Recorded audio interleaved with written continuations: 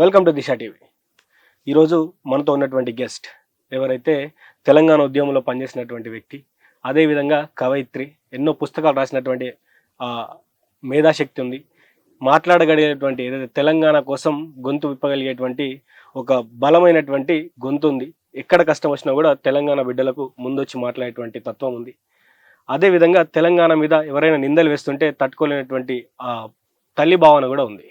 ఎక్కడైనా కూడా ముందొచ్చి మాట్లాడుతూ ఉంటుంది. ఎన్నో సమస్యల మీద మాట్లాడినటువంటి అనుభవం ఉంది.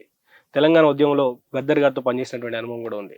మాట్లాడేటువంటి ప్రయత్నం చేద్దాం. మనతో పాటు తెలంగాణ సబ్బండ శక్తి గౌరవ అధ్యక్షురాలు దాసోయి లలిత గారు ఉన్నారు. అక్క నమస్తే. అక్క నమస్కారం. దిశ టీవీకి, దిశ టీవీ యాజమాన్యానికి, శ్రీకాంత్కి, అందరికీ, యావత్ తెలంగాణ ప్రజలందరికీ తెలంగాణ ఉద్యమాభివందనాలు, కొలిమి సలాములు. రైట్ అక్క, ఎట్లున్నారక్క? పైకి మంచిగానే ఉన్నాం, కానీ లోపల మాత్రం నివురుగప్పిన నిప్పులా ఉన్నాం. ఎందుకు ఆ సిచ్యువేషన్ ఎందుకు వచ్చిందంట? అంటే తెలంగాణ ఉద్యమం నుంచి అంతకు ముందున్న పోరాటాలు వేరు, తెలంగాణ ఉద్యమం తర్వాత వేరు, రాష్ట్రం వేరుపడిన తర్వాత ఇక ప్రతినిత్యం ఏదో ఒక అసంతృప్తికి లోనవుతూనే వచ్చినాం. దానికి ప్రత్యామ్నాయాలు ఆలోచించే లోపే రోజు ఒక టాపిక్ అగ్రకులాల పార్టీలు నాయకులు తయారు చేసి పెడుతున్నటువంటి ఈ ప్రోగ్రామ్ లో నా ప్రజలందరూ కొట్టుకుపోతున్నారన్న ఆవేదన కూడా ఇందుకు కారణం, బాగుండకపోవడానికి కారణం. తెలంగాణ ఉద్యమంలో అసలు ఎట్లుండేది? ఉద్యమ కాలం ఎట్లుండేది? ఉద్యమ కాలంలో మీరు ఎట్లా మాట్లాడుకునేటోళ్ళు? అంటే తెలంగాణ వస్తే ఇట్లా ఉండాలని ఒక పిక్చర్ అనేది మీకు ఉండేది కదా. నిజంగా తెలంగాణ వచ్చిందా? తెలంగాణ ఉద్యమంలో మీరు అనుకున్నటువంటి తెలంగాణ వచ్చింది అనుకుంటున్నారా? ఒక 4-5 రకాలుగా తెలంగాణను చూడొచ్చు. ఒకటేమో అస్తిత్వం, ఆత్మగౌరవం, మన భాష వెక్కిరింపులకు గురైతుంది. తర్వాత మన నీళ్లు, నిధులు, నియామకాలన్నీ వలస ఆంధ్ర పెత్తందారులు దూసుకుపోతున్నారని. రెండవది, తర్వాత ఇక్కడ ఉన్నటువంటి 1,00,000 కారణాలు ఉన్నాయి. దాంతోపాటు వృత్తులు కోల్పోతున్నాం. ఇక్కడ ప్రపంచంలో ఉన్నటువంటి పెట్టుబడిదారులందరూ మన తెలంగాణకు వచ్చేసి ఇక్కడ మోపైతున్నారు. ఇక్కడ ఒక్కొక్కటిగా చేతి వృత్తులు కూడా కనుమరుగయ్యే పరిస్థితి ఒకటి తెలంగాణ ఉద్యమం వరకే వచ్చేసింది. 1980 నుంచి మొదలైంది. ఇక 96 వరకు అది కంప్లీట్ గా ఇక్కడికి అనేక పెట్టుబడిదారులు వచ్చిర్రు. గుజరాత్ వాళ్ళు వచ్చిర్రు. ఉత్తర భారతదేశంలో ఉన్నటువంటి చాలా మంది ఇక్కడికి తెలంగాణకు వచ్చేసారు. దాంతో పాటు ఆంధ్ర పెత్తనం విరివిగా స్వైర విహారం చేస్తున్నటువంటి సందర్భం. ఆ సందర్భంలో తెలంగాణ ఉద్యమం అనివార్యమని అనిపించింది.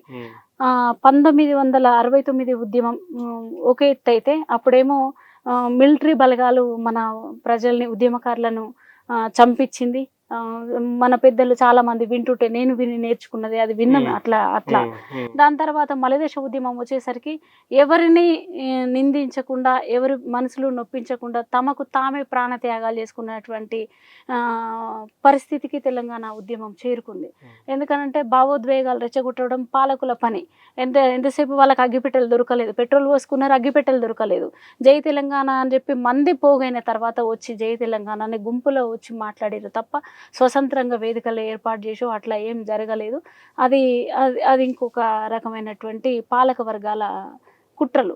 అయితే మొట్టమొదలు అయితే ఒకటి భాష, ఇంకొకటి రాజకీయ ప్రాతినిధ్యాలు, ఇంకొకటి మనం ఇక్కడ మన నేలను మనం పాలించుకోవాలన్నటువంటి ఆలోచనలు. తర్వాత 1996లో ఆ టైంలో పనిచేస్తున్నటువంటి బహుజన సిద్ధాంతంలో పనిచేస్తున్న వాళ్ళు నాయకులు, మారోజు వీరన్నైనా, బెల్లి లలితక్కలనైనా ఆ కోవలో మనం చూడవచ్చు. ఆ రోజుల్లో అటు మారోజు వీరన్న కావచ్చు, కోనపూరి సాంబశివుడు కావచ్చు, బెల్లి లలితక్క కావచ్చు, వీళ్ళ మరణం అక్కడ ఉన్నటువంటి ప్రాంతాలను కావచ్చు, తెలంగాణ ప్రజలు కావచ్చు, ఎట్లా ఏ స్థాయికి తీసుకెళ్ళి? అంటే వీళ్ళు ప్రజల వైపు మాత్రమే ఉన్నారు, మొత్తంగా ప్రజల వైపే ఉన్నారు వీళ్ళిద్దరే కాదు. తెలంగాణ ఆకాంక్ష కలిగిన వాళ్ళు, తెలంగాణ జిబ్బ కలిగిన వాళ్ళు, తెలంగాణ సోయి కలిగిన వాళ్ళందరూ ప్రజల వైపు ఉన్నారు. ఎవరైతే 2 నాలుకల ధోరణితో ఉన్న వాళ్ళందరూ పాలకుల వైపు ఉన్న వాళ్ళు బచాయించారు, బతికి బట్టగడుతున్నారు నేటికి. కానీ వీళ్ళు నా తెలంగాణ ప్రజలు, నా తెలంగాణ సపరేట్ రాష్ట్రం ఏర్పడాలి, ఇక్కడ ఉద్యోగాలు రావాలి, రాజకీయ ప్రాతినిధ్యాలు రావాలని బలంగా ప్రజల్లో తమ సిద్ధాంతాలను నేర్పుతూ చైతన్యం చేస్తూ అట్లా ఇన్వాల్వ్ చేస్తున్న క్రమంలో పాట మాట రెండైనా అట్లా తెగ నరకబడ్డాయి. ఉమ్. అట్లా వాళ్ళు హత్యలకు గురైనటువంటి సందర్భం. వాస్తవానికి అంటే తెలంగాణ ఉద్యమంలో ఉమ్. నిజంగా ఒక పాటకు పేరుంటే అది గద్దరే. గద్దరు చేసినటువంటి పాటలు కావచ్చు, ఆయన పాడినటువంటి పాటలతోటి అప్పుడు ఒక ఉద్యమం ఒక అవును. తారాస్థాయి చేరినటువంటి అవును. పరిస్థితి. అట్లాంటి గద్దర్ గారితో తెలంగాణ ఉద్యమంలో మీ యొక్క జర్నీ ఎట్లా ఉండేది? అంటే గద్దరన్న యుద్ధ నౌక. నేను తెలంగాణ ఉద్యమమే కాదు, నేను నా చిన్నప్పుడు ఉమ్, అది సిల్వేరు ప్రాంతం అని ఒకటి చౌటుపల్ల పక్కన ఒకటి ఉంటుంది. ఉమ్, అక్కడ గురుకుల పాఠశాల ఒకటి ఉంటుంది. ఉమ్, తర్వాత మేము అక్కడికి గద్దరన్న వచ్చిండని తెలిస్తే చాలా చిన్నప్పుడు, ఉమ్, చాలా అంటే చాలా చిన్నప్పుడు. ఉమ్, నేనేం చదువుతున్నానో, నేను 4, 3 ఏదో చదువుతున్నట్టుంది. ఉమ్, మా ఊరు నుంచి ఒక కొద్దిగా ముందే అట్లా తెలుసు. కొంతమంది మా ఊర్లో కూడా అదేంటి గద్దరన్నతో పనిచేసిన వాళ్ళు ఒకరిద్దరు ఉంటే వాళ్ళు చచ్చిపోయారు. వాళ్ళ పేర్లు చెప్పడానికి వాళ్ళ కుటుంబం చాలాసార్లు అభ్యంతరాలు తెలిపినాయి కనుక నేను వాళ్ళ పేర్లు గోప్యంగానే ఉంచుతా. వాళ్ళు ఊర్లో బహుజనులు, పూసల కమ్యూనిటీకి సంబంధించిన వాళ్ళు, అంటే పూసలి సామాజిక వర్గానికి సంబంధించిన వాళ్ళు. అయితే అట్లా గద్దరన్న అక్కడికి వస్తుర్రు చెప్పారు. అదే టైంలో మేము కూడా మాకు అక్కడ మా మేనమామ వాళ్ళ బంధువులు అంటే అత్తగారు ఆ ఊరే. మేము అనుకోకుండా అక్కడికి వెళ్ళిన మొట్టమొదటిసారి గద్దరన్నని చూసిన నేను అక్కడ. మొట్టమొదటిసారి నేను 5వ తరగతిలో నేను గద్దరన్నని చూసిన. అక్కడ రాత్రి 7 తర్వాత అక్కడ ఒక వేదిక ఏర్పాటు చేసి అక్కడ పాటలు పాడుతున్నారు. చాలామంది ప్రజలు ఎవరు సాప వాళ్ళు, ఎవరు గోన సంచాలం వేసుకొని పోయి ఆ పాటలు విన్నాం మేము. గొప్ప పాటలు. అవి సాంస్కృతికంగా ఆ రోజు ఉల్లిగడ్డ ధరలు, పెట్రోల్ ధరలు, తర్వాత నిత్యావసర వస్తువులు ధరలు పెరుగుతున్నప్పుడు ఎట్లా అని చెప్పి అవి పాడుతుంటే నేను విన్నా చిన్న. అంటే 5వ తరగతిలో మీరు చూసినటువంటి ఆ వ్యక్తి గద్దరన్న మీరు పెద్ద అయిన తర్వాత ఆయనతో కలిసి పనిచేయడం అంటే అనేక వేదికల దగ్గర, అనేక వేదికలు పంచుకోవడం, అనేక వేదికలలో అన్న కలవడం, అన్న పాటలు చాలా చైతన్యం. అమ్మ తెలంగాణ అమ్మ అనే పాట చాలా. తర్వాత పొద్దుతిరుగుడు పువ్వు, ఇట్లా అనేక పాటలు, 1, 2 అది వంగపండుతో కలిసి పాడినటువంటి పాటలు చాలా, 1, 2 కాదు, ప్రతి వేదిక నిండా గద్దరన్న, గద్దరన్నతో పాటు నిస్సారన్న కూడా చచ్చిపోయింది ఆయన. తర్వాత వందల మంది, వేల మంది, దర్వంజన్న, దర్వేళ్ళన్న, ఏపూరు సోమన్న, వీళ్ళందరూ పాటలు పాడుతూనే ఉండేది. చాలా మంది ధూమ్ధామ్ వేదికలల్లో ఉండేది. ఉద్యమం వాళ్ళ పాట నుంచి ప్రజలు రిసీవ్ చేసుకునేవాళ్ళు, ప్రజలు చైతన్యం అయ్యేవాళ్ళు. ప్రజలు ఆలోచించడం మొదలుపెట్టిన తర్వాత అంటే వాళ్ళ పాటల నుంచి ఆలోచనలు కూడా మొదలైనవి. సాంస్కృతిక యుద్ధ నౌకలు వాళ్ళు. ఆ పాట ద్వారా అనేకమైనటువంటి చలనం మన రాష్ట్రంలో వచ్చింది. దాంతోపాటు తెలంగాణ అమరవీరులు అంటే 1200 మందికి పైగా ప్రాణత్యాగాలు చేసుకున్నటువంటిది మనం చూసినాం. ఇట్లాంటి గద్దరన్నతోటి 1, 2 చాలా విన్నాము, చూసినాం. అన్నని దగ్గరగా చివరిగా నాకు అన్నతో కలిసి ఒకటే బుక్ పేరులో అన్న నేను బాగా మాట్లాడుకున్నాను. నేను ఎందుకు అన్న వాళ్ళ ఇంటికి చాలాసార్లు వెళ్ళాలనుకున్నాను. నేను చాలామంది కవులు, రచయితల ఇంటికి వెళ్ళిన, మేధావుల ఇంటికి, అంటే తెలంగాణ ఆకాంక్ష కలిగిన వాళ్ళ ఇంటికి. కొంతమంది వంది మాగదుల ఇండ్లకు నేను వెళ్ళలేదు. నేను నువ్వు 2-3 సార్లు కూడా అన్నావు ఎందుకు అక్క విమర్శ అన్నట్టుగా. ఆ విమర్శ గురించి మళ్ళీ మాట్లాడుకుందాం. అయితే నేను 2-3 సార్లు వెళ్ళాలనుకున్నా, కుదరలేదు. చివరిగా సోమాజిగూడ ప్రెస్ క్లబ్లో ఒక మీటింగ్ అయింది. జగావో తెలంగాణ మీటింగ్లో చివరి మీటింగ్ అన్నది. అన్నని నేను అక్కడ చూసిన, మాట్లాడిన.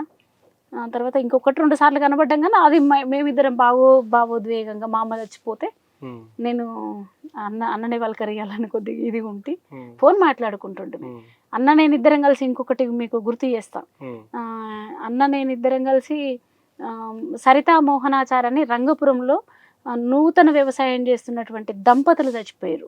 వాళ్ళ చావుకు కారణం కేసీఆర్ ప్రభుత్వం. ఎందుకంటే నూతన వ్యవసాయానికి వాళ్ళకు కొంత లోన్ ఇచ్చారు. ఆ లోన్కు వాళ్ళు అనుకున్న టైంకు చెల్లించలేకపోయారు. ఎందుకు చెల్లించలేకపోయారు అని అంటే కొద్దిగా దాన్ని ఏమంటారు, దూడల పాలు దూడలకే వదిలేసిర్రు. కొంత వ్యవసాయంలో కొద్దిగా మానవతా దృక్పథం, సోషల్ ఆలోచనలు ఎక్కువ కలిగినాయి వాళ్ళిద్దరికి. అందువల్ల కొద్దిగా లోన్ వెనక ముందు అయింది. ఆ వెనక ముందు కట్టే లోపల బ్యాంక్ వాళ్ళు కొద్దిగా వీళ్ళని ఇబ్బంది పెడితే వాళ్ళిద్దరూ అదే వ్యవసాయ క్షేత్రంలో ఇద్దరు ఊరేసుకున్నారు. చెరో దూలానికి ఊరేసుకున్నారు భార్యాభర్తలు. ఇది సరైంది కాదని చెప్పి అక్కడి నుంచి మేము రంగపురం నుంచి పాదయాత్ర చేసినాం. చితి సాక్షిగా చాలా కార్యక్రమాలు కూడా మేము సుందరయ్య విజ్ఞాన కేంద్రంలో పెట్టినాం. అక్కడికి కూడా అన్న వచ్చిండు. తర్వాత అక్కడ ఒక తీర్మానం ఏం చేసినామంటే తీర్మానం రాసినాం. ఆ తీర్మానంలో ఏమన్నా అంటే బ్యాంకు దగ్గరికి వెళ్ళాలి, బ్యాంకు నుంచి మనం మాట్లాడాలి అని అన్నారు. తర్వాత ఎవరి ఇళ్ళకి వాళ్ళు వెళ్ళిరు. వెళ్ళిన తర్వాత అన్న బ్యాంకులో కొంతకాలం పనిచేసిండట గద్దరన్న. అయితే అట్లా ఉప్పల్ జోనల్ ఆఫీస్కు లలితమ్మ నేను వస్తున్నా, నువ్వు ఎల్బీ నగర్ నుంచి వచ్చేయి అన్నాడు. అట్లా మేము 2-3 గంటలు కూర్చొని బ్యాంకులో 3 గంటలు కూర్చుంటే తక్షణమే సమస్య పరిష్కారం అయింది. ఏవైతే బ్యాంకులో కుదబెట్టినటువంటి ఇతరులకు సంబంధించినటువంటి వీళ్ళు చచ్చిపోయే ముందు చాలామంది ఆస్తి పేపర్లు బ్యాంకులో పెట్టిరు. అట్లా కొంత సమస్య సాల్వ్ అయింది. అన్నతో కలిసి నేను చేసినటువంటి పని అది నాకు ఎప్పటికీ గుర్తుండిపోతుంది. తర్వాత సోమాజిగూడ ప్రెస్ క్లబ్లో మా అమ్మ చచ్చిపోయిన తర్వాత ఒక భావోద్వేగమైనటువంటి ఒక సంగతి మాట్లాడుకున్నాం. నువ్వు ఇంటికి వెళ్తుంటావు కదా లలితమ్మ, తల్లిగారింటికి వెళ్తున్నప్పుడు అమ్మ లేదని బాధపడొద్దు. నువ్వు తల్లిగారింటికి వెళ్తున్నప్పుడు నువ్వు ఇంట్లో నేను మా ఇంటికి ప్రయాణం అవుతున్నా అని చెప్పి ఇంటికి అదేంటి స్నానం చేస్తావు, బట్ట కట్టుకుంటావు, నెత్తి దువ్వుకుంటావు, నెత్తి ముడుచుకుంటావు, ఆ నుంచి బస్ దగ్గరికి పోతావు, బస్సు నీ కోసం ఉంటుంది, బస్సు నిన్ను తీసుకుపోయి మీ ఊర్లో వదిలిపెడుతుంది. అప్పటికి నువ్వు చిన్నప్పుడు పుట్టి పెరిగినటువంటి పక్షులు, తర్వాత గాలి, అదంతా ఆ చెట్లు లలితమ్మ కోసం చూస్తాయి.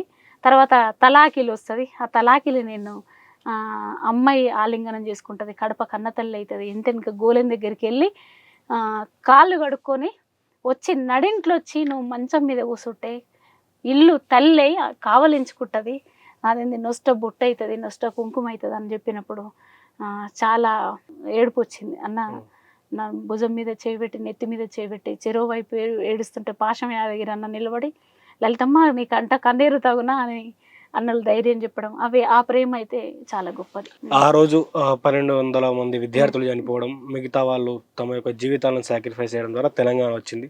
సో వచ్చినటువంటి తెలంగాణ కూడా 2 పర్యాయాలు టీఆర్ఎస్ ప్రభుత్వం, బీఆర్ఎస్ ప్రభుత్వం పాలించింది. ఇప్పుడు కాంగ్రెస్ ప్రభుత్వం పాలిస్తూ ఉంది. ఎట్లా ఉంది? అనుకున్న తెలంగాణ వచ్చిందా? అనుకున్నటువంటి పరిస్థితులు ఏర్పడ్డాయా? స్వతంత్రం వచ్చి 78 ఏండ్లు, అన్నేళ్లలో ఆంధ్ర పాలకులు చేయనటువంటి, ఆంధ్ర పాలకులు ఒక ఎత్తు అయితే ఇంకా ఈ తెలంగాణలో బీఆర్ఎస్ ప్రభుత్వం ఎంత దోపిడీ చేసింది, ఎన్ని 100 కోట్లు దోపిడీ చేసింది, ఎన్ని భూములు కబ్జాలు పెట్టింది. వాళ్ళ మేనిఫెస్టోలో ఎన్నికల మేనిఫెస్టోలో చెప్పిన ఆస్తులెన్ని, ఇవాళ వాళ్ళ ఆస్తులేంది, ఇవాళ ఆస్తులేంది చూడాలి. బుర్జు ఖలీఫా దాకా, అదేంది అమెరికాలో అదేంది సంతోష్ రావు ఆస్తులు, తర్వాత 100 ఎకరాలు కేసీఆర్కి, హిమాంశుకు మనవడి పేరుట ఎన్ని ఆస్తులు ఉన్నాయో మనం చూడాలి. ఇదంతా ఎవరి సొమ్ము? ఎవడబ్బ సొమ్ము? ఇదంతా ఎవడబ్బ సొమ్ము? నేను నా ముసల్డే ఉంటామని చెప్పిండ్రు. ముసలిది ఎక్కడ పోయింది, ముసలుడు ఎక్కడ పోయింది? ఇవాళ ఆ ఇంట్లో కుటుంబ వారసత్వానికి సిద్ధమవుతున్నటువంటి తీరు ఇది ఎక్కడి న్యాయం? ఇదే అయిపోయింది కదా. 100 కోట్లు రోడ్లు ఎవరి కోసం? ఇక్కడ ప్రజల జీడిపి పెరగదు, ఇక్కడ ఉన్నటువంటి కూళ్ళు నాళ్ళు ఇవేం పెరగవు. అంటే వస్తువులు చేతి వృత్తుల వాళ్ళకి ఎక్కడా ప్రాధాన్యం లేదు, ఎక్కడా వీళ్ళకు అదేంటి పరిశ్రమలలో భాగస్వామ్యం లేవు, అవన్నీ లేవు కదా. ప్రత్యామ్నాయం ఈ దేశంలో, ఈ రాష్ట్రంలో ఉన్నటువంటి మెజారిటీ ప్రజలకు చూపించకుండా అక్కడ గుజరాత్ అక్కడ రైతులకు 100 కార్లు వేసుకొని పోతివి. అక్కడ కేసీఆర్ గొర్రెలకు గొర్రెలు ఇచ్చిండు, అటు బర్రెలు ఇచ్చిండు, చేప పిల్లలు ఇచ్చిండు, చేతితో తీసుకునేటోళ్ళు. అవన్నీ స్కాములే. ఇవన్నీ గొర్రెలది స్కామే, చేపలది స్కామే, రైతు బంధు స్కామే. రైతు బంధు ఏంది? ఇవన్నీ ఏదేంది? కేసీఆర్ అది వరకు రాజకీయంలోకి రాకముందు ఉన్నటువంటి ఆస్తులు ఏమన్నా అమ్మిచ్చిండా? అదేంది వాళ్ళ కుటుంబంలో ఎవరు ఆస్తులన్నా? హరీష్ రావు ఆస్తులు అమ్మిచ్చిర్రా? సంతోష్ రావు ఆస్తులు అమ్మిచ్చిండ్రా? లేకపోతే కేసీఆర్ ఆస్తులు అమ్మేమన్నా రైతులకు ఇచ్చిండా? లేకపోతే చేపలకు, బెస్తోళ్లకు, ముదిరాజులకు, యాదవ్ సోదరులకి ఇళ్ళకి ఇచ్చిండ? అట్లా ఇచ్చిండ? ఏమన్నా ఇస్తే మాకు మేము అసలు ఇవే అడగలేదు. రాజకీయ ప్రాతినిధ్యాలు అడిగినాం. వీళ్ళు స్కామ్ చేసారు. గొర్రెల పేరిట, బర్రెల పేరిట, చేపల పేరిట స్కాములు జరిగినాయి. అవి మనకు కనపడుతున్నాయి. సిట్ విచారణకు రమ్మని పిలిస్తే కాళేశ్వరం ప్రధానమైనటువంటిది. కాళేశ్వరం 100,000 కోట్లు దోసుకున్నారు కదా. 5గురు దోసుకున్నారు కదా ఆ ఇంట్లో. తండ్రి, కొడుకు, బిడ్డ, అల్లుడు, సడకుని కొడుకు, ఇంతమంది దోసుకొని ఇవాళ ఇతర దేశాలలో ఆస్తులు కూడా పెట్టుకున్నారు. వీళ్ళకు పదవులు వచ్చినాయి. తెలంగాణ యావత్తు ప్రజల త్యాగం మీద తెలంగాణ ఉద్యమంలో అమరులైనటువంటి వాళ్ళది పెద్ద సింహభాగం వాళ్ళ త్యాగం అయితే, ప్రజలందరూ ఏకమైతే, సబ్బండ వర్గాలు వేదికల మీదకి వస్తే తెలంగాణ సిద్ధించింది. ఇప్పుడు దాకా మాట్లాడుకున్నటువంటి గద్దరన్నలు, మేధావులలో చాలా మంది మాట్లాడారు. ఆచార్య జయతీర్ తిరుమలరావు సార్ లాంటి వాళ్ళు మాట్లాడారు. ఆ తర్వాత అమరన్న విమలక వాళ్ళ భర్త, వీళ్ళందరూ చాలా మంది, ఒకరా ఇద్దరా కవులు, రచయితలు, ఉద్యమకారులు ఎంతమంది మాట్లాడారు. ఎన్ని వేల మంది పుస్తకాలు రాసిరు ఆ రోజు. సో ఇలాంటి పుస్తకాలు తెలంగాణ ఉద్యమంలో వేసారు. సో ఇప్పుడు కాంగ్రెస్ ప్రభుత్వం ఎట్లా? కాంగ్రెస్ ప్రభుత్వం దానికి దీనికి ఏం పేరు వేరు కాదు. వీళ్ళందరూ నాయకులంతా ఒక తీరుగానే ఉంటారు. ఇప్పుడు రేవంత్ రెడ్డి దామగుండాల ఏం చేసిండో, దామగుండం తర్వాత మూసి అంటే హైడ్రా పేరిట ఏం చేస్తుండో చూస్తున్నాం. అంతకంటే మించి గ్లోబల్ సమ్మిట్ ఈ రాష్ట్రంలో ప్రజలకు అదేంటి రిటైర్మెంట్ అయిన వాళ్ళకి లేకపోతే నిరుద్యోగులకి చెప్పినటువంటి మేనిఫెస్టోలో అదేంటి అమలు చేయడానికి కుదరలేదు. రిటైర్ అయిన వాళ్ళకు పెన్షన్స్ లేకపోతే వాళ్ళకి వచ్చే బెనిఫిట్స్ ఇవ్వలేదు, నిరుద్యోగులకు ఉద్యోగాలు ఇవ్వలేదు. కానీ అందాల పోటీ పెట్టిండు రేవంత్ రెడ్డి. దాదాపు 7,000 ఉద్యోగాలు ఇస్తా అని చెప్తుండు కదా. ఇస్తా అన్నప్పుడు కదా, ఇచ్చినప్పుడు కదా, అది ఇస్తా అని చెప్పి 2.5-3 ఏళ్ళు వచ్చింది కదా. ఇస్తే సంతోషమే కదా. ఎవరు ఆయన ఇంట్లోకి ఎంచమని ఇస్తుండా? రేవంత్ రెడ్డి ఆస్తులు అమ్మిస్తాడా? ఎవరు ఆస్తులు అమ్మేమి ఇయ్యరు. వీళ్ళయి ఉద్యోగాలు ఏంటిది, సీఎం అనేది ఉద్యోగమే, మంత్రులు అనేవి ఉద్యోగాలే. ఇవి వచ్చి దోసుకుంటున్నారు. ఇది ఈ ఉద్యోగాలు కాకుండా వేరే ఉద్యోగాలు వాళ్ళు వెతుక్కుంటారు. దీంట్లో మొత్తం కాంట్రాక్టులు ఉంటాయి. ఇప్పుడు మొన్న నల్గొండలో కోమటిరెడ్డి వెంకటరెడ్డి, ఉత్తమ్ కుమార్ రెడ్డి, ఇంకా చాలా మంది రెడ్లు పాల్గొన్నారు దాంట్లో. జానారెడ్డి కొడుకు వీళ్ళందరూ పాల్గొన్నారు. అది నల్గొండను అభివృద్ధి చేయడం కోసం అది అక్కడ మీటింగ్ పెట్టిరా. రోడ్డు 6,600 కిలోమీటర్లు, 60,000 కిలోమీటర్ల రోడ్డు వేయడం కోసం పెట్టిన సభ అది. భారీ బహిరంగ సభ పెడితే ఏం చేస్తాడు? కేటీఆర్ రేవంత్ రెడ్డిని తిడతాడు, రేవంత్ రెడ్డి కేసీఆర్ వాళ్ళని తిడతాడు. అంటే కాంగ్రెస్ని బీఆర్ఎస్ తిడుతుంది, బీఆర్ఎస్ని కాంగ్రెస్ తిడుతుంది తప్ప ఇంకా రెండు వేరేం కాదు. అన్ని రెండు ఒక తాను ముక్కలే. ఇవన్నీ బీజేపీకి అనుకూలంగా పనిచేస్తున్న పార్టీలు, నాయకులు. బీసీ రాజకీయాలు ఎట్లున్నాయక్క? ఇవన్నీ చెప్తున్నాం కదా, ఒకటి బీసీ రాజకీయాలు. అయ్యో 42% రిజర్వేషన్ బీసీలకు అనవసరంగా కల్పిస్తామని చెప్పినమే, మేనిఫెస్టోలో చేర్చినమే అని తలకాయలు పట్టుకుంటారు.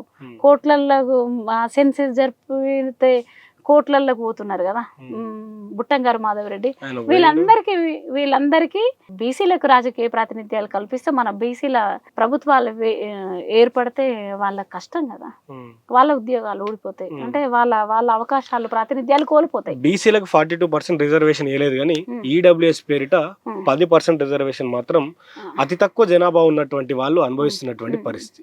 దీన్ని ఎట్లా చూస్తారు? ఇది కేంద్ర ప్రభుత్వం రాష్ట్ర ప్రభుత్వానికి మీకు ఇష్టం ఉంటే ఇచ్చుకోండి, లేకపోతే వదిలేయండి అని చెప్పినటువంటి తరంలో అది అనౌన్స్మెంట్ వచ్చిన మరో క్షణమే ఇక్కడ కేసీఆర్ దాన్ని అప్లై చేసినటువంటి. కానీ అదే 42% రిజర్వేషన్ మాత్రం అటు వాళ్ళు స్పందిస్తలేరు, ఇటు వీళ్ళు మాట్లాడతారు. నువ్వు మాట్లాడద్దు, నేను మాట్లాడదు అనే పరిస్థితి కనిపిస్తుంది.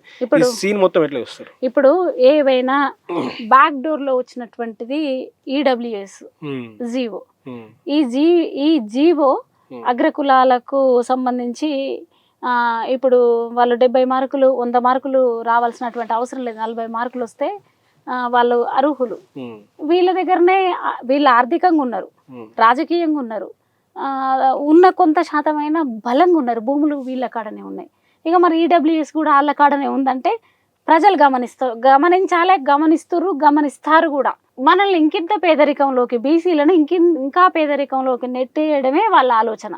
ఇక ప్రాంతీయ తత్వాలు కూడా తీసుకొచ్చి వాళ్ళు మళ్ళా మనం బీసీ రాజకీయాలు మాట్లాడకుండా, ఈడబ్ల్యూఎస్ మాట్లాడకుండా, నిరుద్యోగం మాట్లాడకుండా టాపిక్ డైవర్ట్. ఎట్లా టాపిక్ డైవర్ట్ అంటే, ఇగో మళ్ళీ వచ్చి వాడు పవన్ కళ్యాణ్ ఒకటి అంటాడు, చిరంజీవి భార్యకు ఈడ యాదాద్రి ట్రస్ట్లో ఒక మెంబర్ ఇచ్చిర్రు, ఆమె ఏనాడ ఇప్పటికీ కూడా యాదగిరిగుట్ట అనౌన్స్ చేసిన తర్వాత కూడా యాదగిరిగుట్ట ఆమె చూడలే.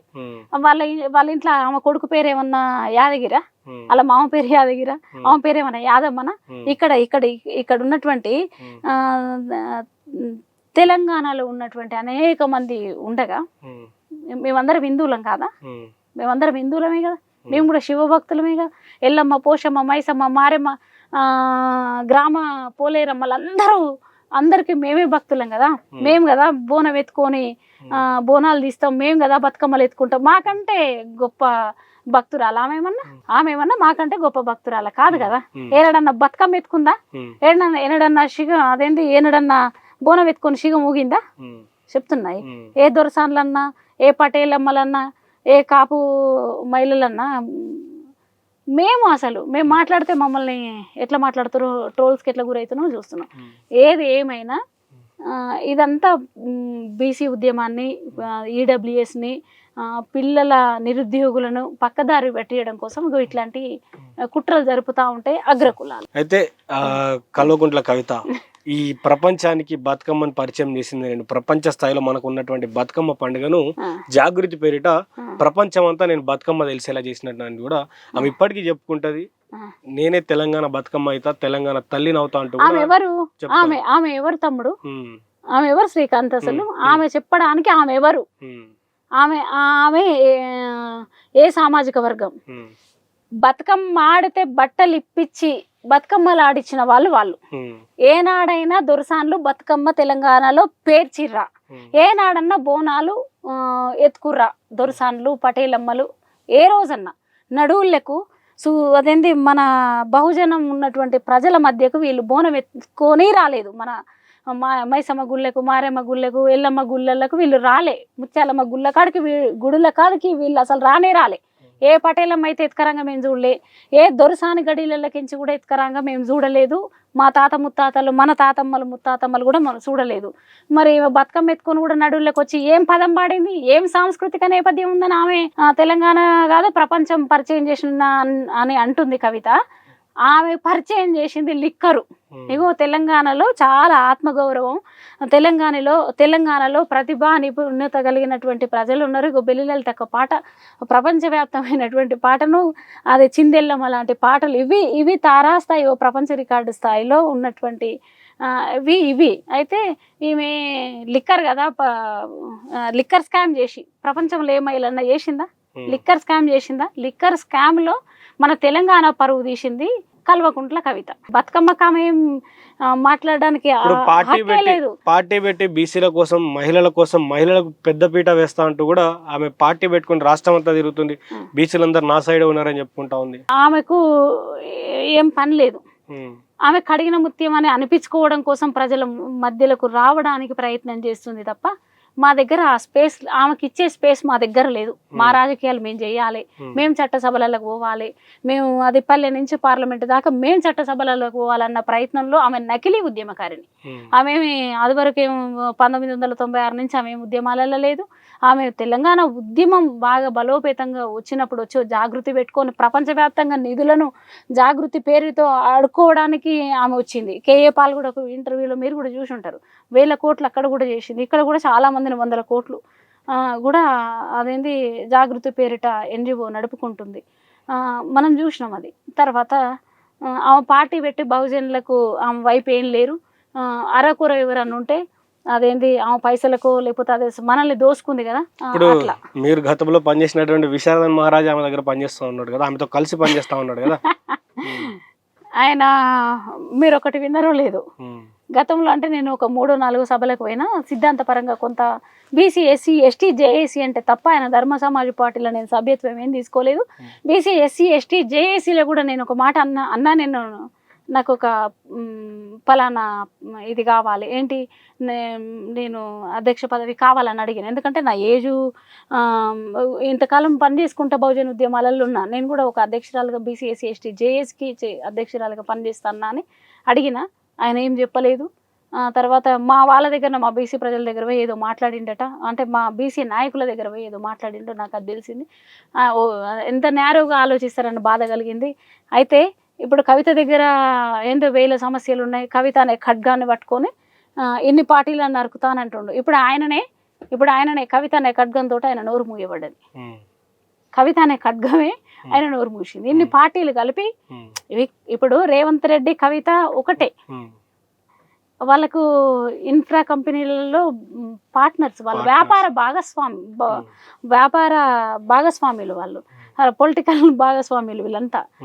అదేంటి ఎంత కాదనుకున్న కేసీఆర్ బిడ్డ ఆయన ఒక మాట ఏం మాట్లాడతలేదు చూడండి. తండ్రిని కానీ తాళని కానీ ఎవరినైనా కరకోటకుడు ఆమెతో వ్యాపారస్తుడే.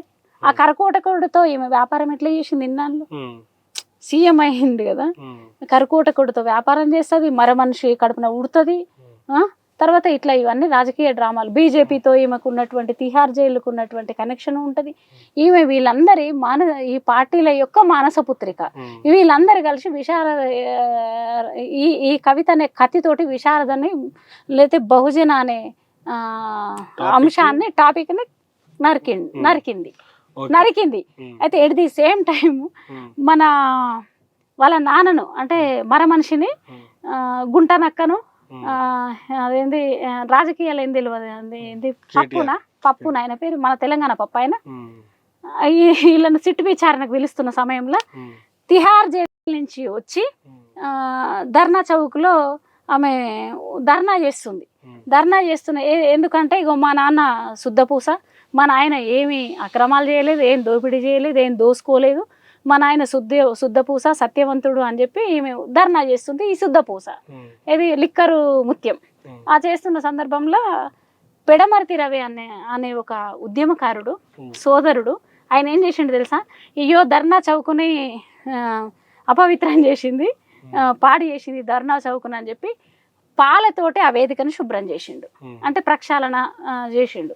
అంటే అది నిరసన కదా, అది పాల అభిషేకం చేయలే, పాలతోటి ఆ వేదికను కడిగిండు. ఈమె అనర్హురాలు. ఎందుకంటే 100,000 కోట్లు దోసుకొని పెద్ద పెద్ద బిల్డింగులు కట్టుకొని ఈమె వచ్చి వేదిక మీద కూర్చొని దొంగ అన్నట్టు లేదా అని చెప్పి మంచి నిరసన తెలియజేసిండు సోదరుడు. వాస్తవంగా ఆమె కూడా మరి మహిళలకు 33% రిజర్వేషన్ రావాలని జంతర్ మంతర్ దగ్గర ధర్నా పెట్టింది. మహిళలు 33% రిజర్వేషన్. లేదు ఇవన్నీ గంపగుత్తగా మాట్లాడొద్దు. ఎందుకు మాట్లాడొద్దు అంటే ఆమెను ఈడీ అరెస్ట్ చేస్తుంది అన్నప్పుడు, ఈడీ సమన్లు పంపినప్పుడు ఏం చేసిందంటే దేశవ్యాప్తమైనటువంటి చర్చ జరుగుతుందని ఆమెకి, ఆమె కుటుంబ సభ్యులకి, ఆమె అనుచరులకి, వాళ్ళ పార్టీ శ్రేణులకి ఈ విషయం బాగా తెలుసు.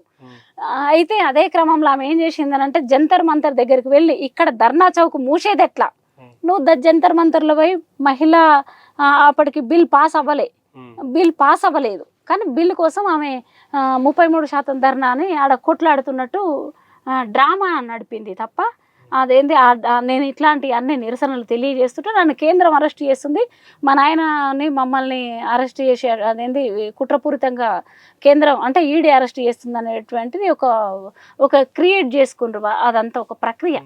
సో 33% రిజర్వేషన్ గురించి ఏం చెప్తారు? 33% రిజర్వేషన్ మీద మాకంటే ఎవరు మాట్లాడలేరు. ఎందుకంటే అన్యాయమైన మా గొంతులకు అన్యాయం, మా ప్రాతినిధ్యాలకు అన్యాయం జరిగింది. అంటే 33% ఇస్తా అంటున్నారు కానీ దాంట్లో బీసీ మహిళల వాటా ఏందో చెప్తున్నారు. ఇప్పుడు నేను మాట్లాడుతున్నా ఇవాళ ఒక తెలంగాణ సమస్య ఎంత మాత్రం కాదు, మహిళా బిల్లు. ఇది దేశవ్యాప్తమైనటువంటి బిల్లు. ఈ బిల్లును అనేక సార్లు లల్లు ప్రసాద్ యాదవ్ గారు, ములాయం సింగ్ యాదవ్ గారు అడ్డుకున్నారు. దీనికంటే ముందు మన బాబాసాహెబ్ గారు అయితే తన న్యాయశాఖ మంత్రి పదవికి కూడా రాజీనామా చేసిండు. ఎందుకు రాజీనామా చేసిండంటే 33% అనే బిల్లు పటేలమ్మలది దొరసాన్లదే అవుతుంది ఈ బిల్లు, వీళ్ళు కాదు. ఈ దేశంలో ఉన్నటువంటి అసంఖ్యాకమైనటువంటి చేతి వృత్తుల మహిళలు ఉన్నారు, ఈ చేతి వృత్తుల మహిళల వల్లనే సంపద ఈ దేశానికి ఎకానమీ అని చెప్పి ఆయన ఆ రోజు ఈ ప్రజల భాగస్వామ్యం, ఓబీసీ మహిళల భాగస్వామ్యం లేకుండా ఈ బిల్లు పాస్ కావద్దని తన న్యాయశాఖ మంత్రి పదవికి రాజీనామా చేసిండు బాబాసాహెబ్ గారు. ఇటువంటి ఆయన కంటే ప్రసిద్ధుల వీళ్ళంతా కారు కదా, అంత గొప్ప నాయకుడు కదా ఆయన రాజ్యాంగకర్త కదా. అట్లాంటి రావాల్సిన అవసరం ఉందంటారు 33%. మేము ఖండిస్తున్నాం ఈ బిల్లును, పదే ఖండిస్తున్నాం. ఈ బిల్లును తగలబెట్టినా కూడా 2-3 సార్లు నేను ఈ బిల్లును తగలబెట్టిన. 2023 సెప్టెంబర్ 19-20 తేదీలలో ఈ బిల్ పాస్ అయింది, పార్లమెంట్ లో పాస్ అయింది. అప్పుడు పాస్ అయినప్పుడు మేము ఈ బిల్లుకు వ్యతిరేకంగా తెల్లారి మీటింగ్ పెట్టినాం. ఆంధ్రజ్యోతికి ఒక చిన్న ఆర్టికల్ కూడా మేము కె శ్రీనివాస అన్న గారి సహకారంతో పంపగలిగినాం. అయితే అదే టైంలో మేము మీటింగ్ పెట్టినప్పుడు వీళ్ళేమో అప్పటికి మా కవిత తిహార్ జైలుకి వెళ్ళిపోయింది, లేదు అప్పుడు తిహార్ జైల్లో ఉంది. ఇక్కడ తెలంగాణలో మేము ఇక్కడ ఉన్నటువంటి కొంతమంది మహిళలు, బీసీ మహిళలు, అందరూ బీసీ మహిళలు.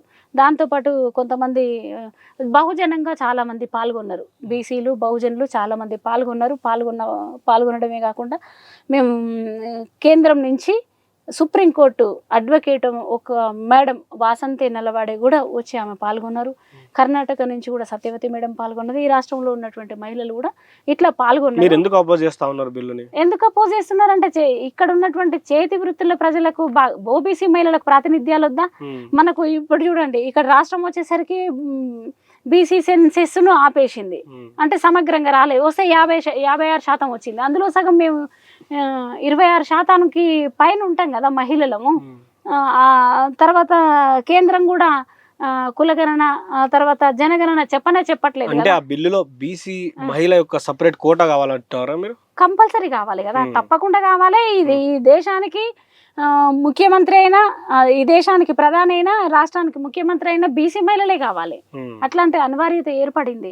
అగ్ర కులాల నుంచే ముఖ్యమంత్రులు అయినరు, అగ్ర కులాల నుంచే ప్రధానులు అయినరు తప్ప సహజమైనటువంటి మహిళలు ఎవరు కాలేదు. ఇప్పటికీ ఈ రాష్ట్రంలో తీసుకుంటే చేతి వృత్తుల ప్రజలు అట్లాగే ఉన్నారు. ఇంకా సంచార జాతులు అట్లనే ఉన్నారు, మైనారిటీలు అట్లనే ఉన్నారు, ఎస్టీలు అట్లనే ఉన్నారు. ఇంకా అటు ఇటు మారోజు వీరన్న పోరాటం వల్ల అదేంది దండోరా పోరాటాలు, తర్వాత లంబాడ గ్రామ పంచాయతీలు ఇట్లాంటివి ఏర్పడ్డాయి. గ్రామ స్థాయి నుంచి చాలా కేంద్రం దాకా, రాష్ట్రం దాకా చాలా ఏర్పడవలసినటువంటి, ప్రజల్లో ఐక్యత ఏర్పడవలసినటువంటి అవసరం ఉంది. తర్వాత ఇంకా చాలా ఒకటా రెండా అనేక విషయాలలో దీనిపైన చర్చ చేస్తూ ప్రజల మధ్యలో తిరగవలసినటువంటి అవసరం ఉంది. అసలు ప్రస్తుతానికి తెలంగాణ రాష్ట్రంలో చూస్తే బీసీ రాజకీయాలు ఎట్లా ఉన్నాయి? ఎందుకంటే మరి నిజంగా బీసీలకు ఒక నాయకుడు దిక్సూచి కావాల్సినటువంటి అవసరం అయితే ఏర్పడింది. మీకు కనిపిస్తుందా? మీరే చెప్పాలి. అసలు బీసీలలో నిజమైన నాయకుడు లేడంటారా? నేను అదే పదే చెప్తున్నా.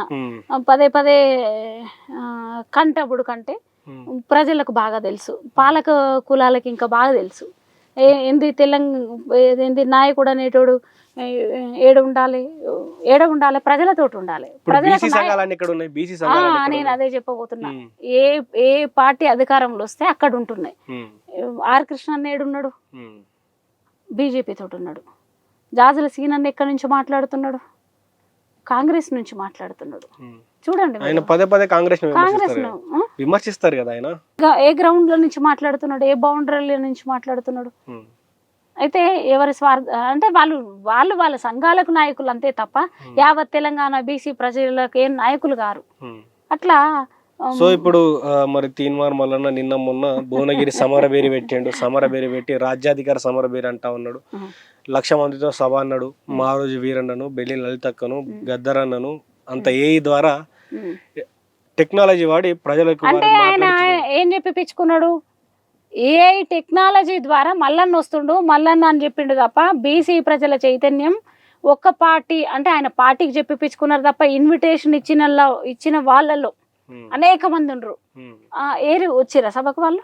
మనకు సోషల్ మీడియాలో కనబడ్డటువంటి అనేక మంది మేధావులకు ఇచ్చిర్రు, పొలిటికల్ లీడర్స్కి ఇచ్చిర్రు, వాళ్ళందరూ వేదికకు వచ్చిర్రా.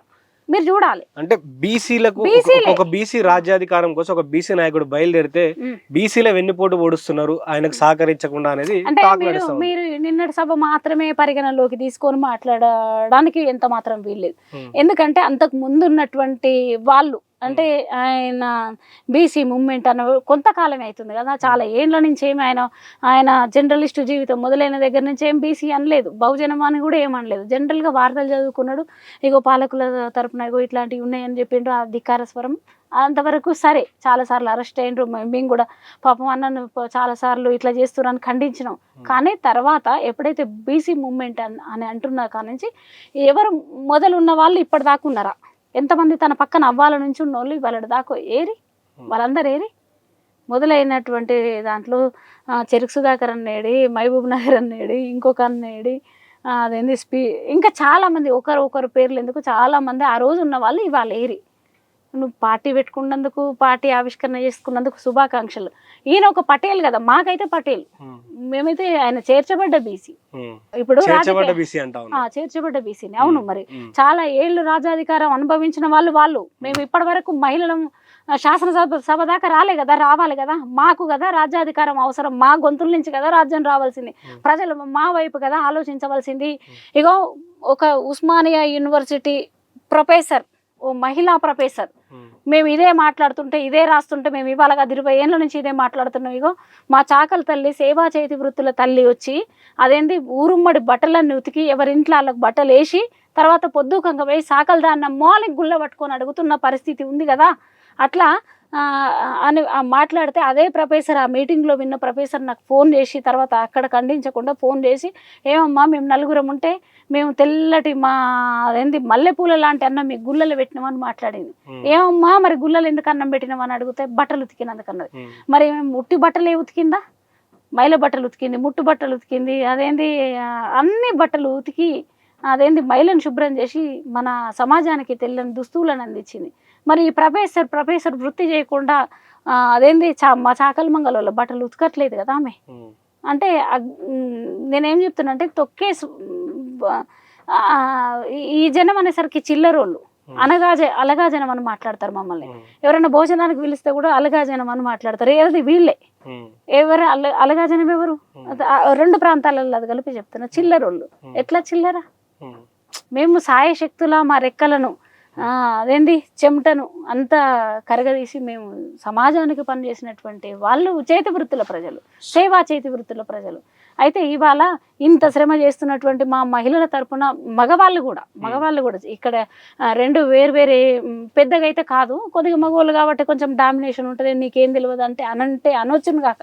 అయినా సరే మేమందరం ఒకటి, ఇక్కడ ఉన్నటువంటి వాళ్ళం అనేక మంది మేదరోళ్ళు రాలేదు, ఒడ్డరోళ్ళు రాలేదు, చాకలి మంగళోళ్ళు అసలు లేరు, ఇంకా మేరోళ్ళు లేరు, అనేక జాతుల ప్రజలు మన శాసనసభలోకి రావాల్సినటువంటి అవసరం ఉంది. నేను ఇవి అక్కడ మాట్లాడాలి కదా, నేను అక్కడ చెప్పాలి కదా ఇవి. సో వాస్తవంగా మరి నిజంగా తెలంగాణ రాష్ట్రంలో బీసీలకు ఒక నాయకుడు అవసరం ఉన్నాడా? అవసరం ఉండనైతే ఆయనది తీర్మార్ మల్లన్న గురించి మాట్లాడితే ఆయనదో పార్టీ, ఆయన 100 పెట్టుకుంటాడు, పెట్టుకుంటాడు. నేను ఏంది కొండ లక్ష్మణ్ బాపూజీ తోటి చెప్పించుకుంటాడు, మన బెల్లి లలితక్క తోటి చెప్పించుకుంటాడు, మారోజు వీరన్న తోటి చెప్పించుకుంటాడు. అది ఆయనకు నచ్చిన మెదడుతో ఆయన చెప్పించుకుంటాడు, సిద్ధాంతంతో ఆయన చెప్పించుకుంటాడు. నేను కూడా దాసోజు లలిత అనే నేను కూడా రాష్ట్రానికి సీఎం నేను అవ్వాలనుకుంటున్నా. నన్ను అందరూ అదే ఈ మాట మాట్లాడితే చిన్న చూపు చూస్తున్నారేమో, కాదు, ఖచ్చితంగా చెప్తున్నా, నేను తప్పకుండా నేను మాత్రం సీఎం నైతా. నేను కూడా ఈ రాష్ట్రానికి ముఖ్యమంత్రి ఉంది. నేను కోరిక ఉండడం కాదు, నెరవేర్చుకోవడానికి నా ప్రజల దగ్గరికి నేను వెళ్తాను. నా దగ్గర డబ్బులు లేవు, మా తాత ముత్తాతల నుంచి వారసత్వంగా వచ్చింది మాత్రం ధైర్యము, దమ్ము, ప్రతిభ, నిపుణత, చెప్పగలిగేటువంటి ఆలోచనలు నాకు అన్ని పుష్కలంగా ఉన్నాయి. నేను తెలుగు అనేది సమాజం నుంచే నేర్చుకుంటా. ఇంకా తెలియనిది ఏమన్నా ఉంటే సమాజం నుంచి నేర్చుకుంటా. సమాజం ఇదే తిరిగి సమాజం కోసం నేను పని చేయదలుచుకున్నా, సేవ చేయదలుచుకున్నా. అట్లా నేను ముఖ్యమంత్రిని అవుతానంటే ఇదే మొగ నాయకులకు కోపం వచ్చింది. అరే చెల్లె అర్హురాలే కదా, బీసీ బిడ్డే కదా, ఒక విశ్వకర్మ బిడ్డ కానీ రిసీవ్ చేసుకునే తీరు ఈ నాయకులకు లేదు. ప్రజలకు ముమ్మాటికి ఉంది. అయ్యో అదేంది మగవాళ్ళు కాగా ఆడవాళ్ళు మేము ఎందులో తక్కువ అని మాట్లాడుతున్నారు. మాకు పదం పాడొస్తుంది, వంట చేయి వస్తుంది, అదేంది ఇల్లు ఎంత శుభ్రంగా పెడతామో దేశాన్ని అంత శుభ్రంగా పెట్టగలుగుతాం. రాకెట్ నడుపుతున్న కాలంలో అని ఇల్లు మాట్లాడుతున్న కాలంలో మేము రక్త మాంసాలు ఉన్న వాళ్ళు మేము చట్టసభలకు రావాలి కదా. తెలంగాణలో మరో రాజకీయ పార్టీ అవసరం ఉందా అంటే ఏం చెప్తారు? తప్పకుండా ఉంది. ఆ పార్టీ మాదే. ఇప్పుడు తెలంగాణ సబ్బండ శక్తి ప్రజల మధ్యలో ఉంది, ప్రజల్లో తిరుగుతున్నాం. అదేంది పెద్ద ఒక సభలు పెడతాం అన్ని చెప్తూ సభలు ఎందుకు పెట్టట్లేమంటే మా నిర్మాణం అంతా మాకు సంపూర్ణంగా చేసుకోవాలి కనుక సంపూర్ణమైన నిర్మాణం పూర్తయిన తర్వాత మేము కార్యాచరణ మేము ముందు పెడతాం.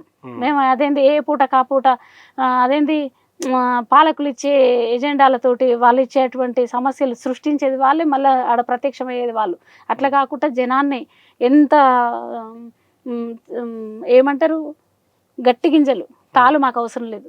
తాళంతా ఏడుంటుంది, నాయకుల దగ్గర ఉంటుంది. ఎందుకంటే వాని కుటుంబమే బాగుపడాలి కాబట్టి నాయకుల దగ్గర ఉంటారు. ఇవాళ నాయకుల దగ్గర ఉన్న వాళ్ళంతా తాలు గట్టి గింజలు, మొలకెత్తే గింజలు, మహావృక్షాలు అయ్యేటోళ్ళు. కొండ లక్ష్మణ్ బాపూజీ అయిన దాకా మన మారోజు వీరన్న దాకా అదేంది సర్దార్ సర్వాయి పాపన్న ఎవరు, పండుగ సాయన్న ఎవరు, చాకలి ఐలమ్మ ఎవరు, మన సమ్మక్క సారలమ్మలు ఎవరు, వీళ్ళు కదా గట్టి పోరాటాలు చేసి ప్రజల మధ్యలో ఉన్న వాళ్ళు, వీళ్ళు మహావృక్షాలు కదా. రామ్జీ గోండ్ ఇట్లా వందలాది వేలాది మంది ఉన్నారు.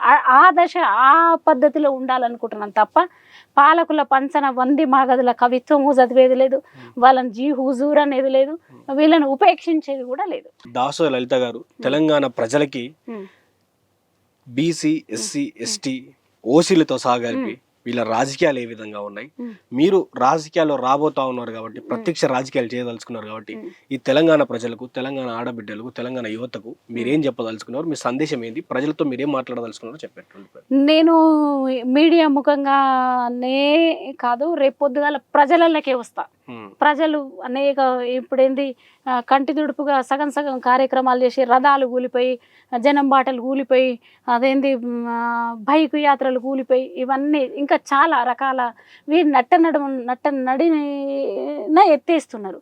మేము అట్లా కాకుండా సంపూర్ణంగా చివరి ఇంటి దాకా మేము వస్తాం. చివరి అదేంది గుడిసె దాకా మేము ఎక్కడ ఎవరున్న సంచార జాతుల సంచారం వరకు మేమే సంచారం, రాష్ట్ర వ్యాప్తంగా సంచారం చేసి ఆ ప్రజలంతా కూడగట్టుకొని కొంచెం వెనుక ముందైనా మాకు పరాభవం ఎంత ఎదురైనా దాన్ని గౌరవంగా స్వీకరించుకొని, అదేంది నిరుద్యోగ సమస్యలను, అదేంది సర్కారు విద్యను, సర్కారు వైద్యాన్ని, ఇవి కనబడని రంగాలు ఇంకా అనేకమైనటువంటి రంగాలలో మనం విస్తరించి, విద్య వైద్యము ఇవే కనబడతాయి, రాజకీయము ఇవి కనబడతాయి, ఇవి కనపడని ఇంకా లోపల ఉన్నటువంటి విస్తృతమైనటువంటి రంగాలు ఉన్నాయి.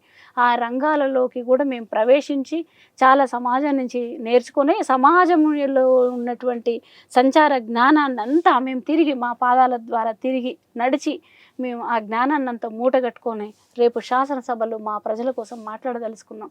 ఈ ప్రజల కోసమే అదేంది రేపటి భవిష్యత్ తరాలకు కూడా ఒకటి చెప్తా తమ్ముడు, అదేంటి సింహం తన చరిత్ర తాను చెప్పకపోతే వేటగాడు చెప్పిందే పిట్ట కథ అవుతుంది.